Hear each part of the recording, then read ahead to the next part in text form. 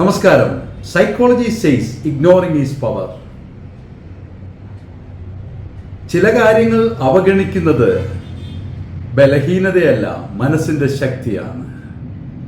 പലപ്പോഴും പല സന്ദർഭങ്ങളിൽ നമ്മുടെ ജീവിതത്തിൽ അനാവശ്യമായ ചില കാര്യങ്ങളിലൊക്കെ ഇടപെട്ട് നമുക്ക് ഒത്തിരി നഷ്ടങ്ങൾ സംഭവിക്കാറുണ്ട്. പിന്നീട് നാം ആലോചിക്കും, എന്തിന് ആവശ്യമില്ലാതെ അത് ഇടപെടലുണ്ടായിരുന്നു, എനിക്ക് എൻ്റെ വഴി നോക്കിയാൽ പോരെ എന്ന്. എല്ലാ സ്ഥലങ്ങളിലും നമുക്ക് പ്രതികരിക്കാൻ പറ്റില്ല, പ്രതികരിക്കേണ്ടടുത്ത് പ്രതികരിക്കണം. എന്നാൽ ചില സ്ഥലങ്ങളിൽ ചില വ്യക്തികളുടെ അടുത്ത് പ്രതികരിക്കാതിരിക്കുന്നതാണ് നല്ലത്, അവരെ അവഗണിക്കുന്നതാണ് നല്ലത്. നാം ആ സ്ഥലത്ത് നിന്ന് മാറുക, അല്ലെങ്കിൽ ആ സന്ദർഭത്തിൽ നിന്ന് ഒഴിഞ്ഞു മാറുക. അത് നമ്മുടെ ബലഹീനതയല്ല, നമ്മുടെ ശക്തിയാണ്. കാരണം ആവശ്യമില്ലാതെ നമ്മുടെ ജീവിതം, നമ്മുടെ മനസ്സിൻ്റെ ശക്തി അത് കളയാതിരിക്കാൻ വേണ്ടി നാം ചെയ്യുന്ന വളരെ ബുദ്ധിയുള്ള ഒരു പ്രവർത്തനമാണ്. നമ്മൾ ഓരോരുത്തരുടെയും ജീവിതത്തിൽ ഇതൊരു പാഠമാണ്.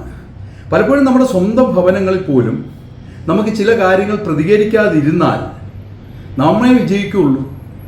കാരണം പ്രതികരിക്കുമ്പോഴാണ് അവിടെ സ്പർദ്ധയുണ്ടാവുന്നത്, അവിടെ പ്രശ്നങ്ങൾ വരുന്നത്. എന്നാൽ നാം മിണ്ടാതിരിക്കുമ്പോൾ കുറേ കഴിയുമ്പോൾ ആ പ്രശ്നം അങ്ങ് തണുത്തു പോകും. എല്ലാ സ്ഥലങ്ങളിലും പ്രതികരിച്ച് എല്ലാം നന്നാക്കാം എന്നൊരു ചിന്തയൊന്നും വേണ്ട. അതൊന്നും നടക്കാൻ പോകുന്ന കാര്യങ്ങളല്ല. അങ്ങനെ ചെയ്ത് നമ്മുടെ മനസ്സിനെ വേണേൽ സന്തോഷിപ്പിക്കാം, പക്ഷേ കുറേ കഴിയുമ്പോൾ റിഗ്രറ്റ് വരാൻ ചാൻസ് ഉണ്ട്. എന്തിനാണ് നമ്മുടെ മനസ്സിനെ വെറുതെ നാം തന്നെ നോവിക്കുന്നത്?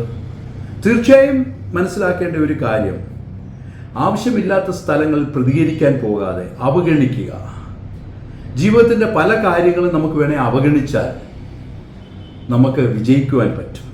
നാമാണ് ചിന്തിക്കേണ്ടത് ഏതൊക്കെ മേഖലകളിൽ എപ്പോഴൊക്കെ ആരുടെയൊക്കെ അടുത്താണ്. ചില ആളുകളെ അവഗണിക്കാം.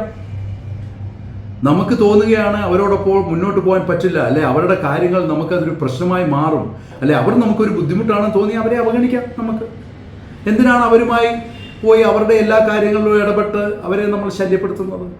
തീർച്ചയായും അവഗണിക്കുന്നത് ബലഹീനതയല്ല. നിങ്ങളുടെ ജീവിതത്തിലും ഓരോ കാര്യങ്ങൾ ഇനി മുതൽ അങ്ങനെ ഒന്ന് ശ്രമിച്ചു നോക്കുക. ആവശ്യമുള്ളിടത്ത് മാത്രം നിങ്ങളെ പ്രതികരിക്കുക. ആവശ്യമുള്ളിടത്ത് മാത്രം നിങ്ങളുടെ സാന്നിധ്യം ഉറപ്പാക്കുക. അല്ലാത്തടത്തു നിന്നെല്ലാം മാറിക്കളയുക.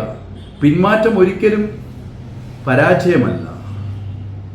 നിങ്ങൾ ഇനി മുതൽ നിങ്ങളുടെ ജീവിതത്തിൽ ഈ സത്യം മനസ്സിലാക്കി പല കാര്യങ്ങളിലും ഇടപെട്ടാൽ നിങ്ങൾക്ക് വിജയിക്കുവാൻ കഴിയും. ഒരു സംശയവും വേണ്ട. നിങ്ങൾക്കൊക്കെ അങ്ങനെ വിജയിക്കാൻ കഴിയട്ടെ എന്ന് ഞാൻ പ്രാർത്ഥിക്കുന്നു. ഞാൻ ഡോക്ടർ ഡഗ്ലസ്,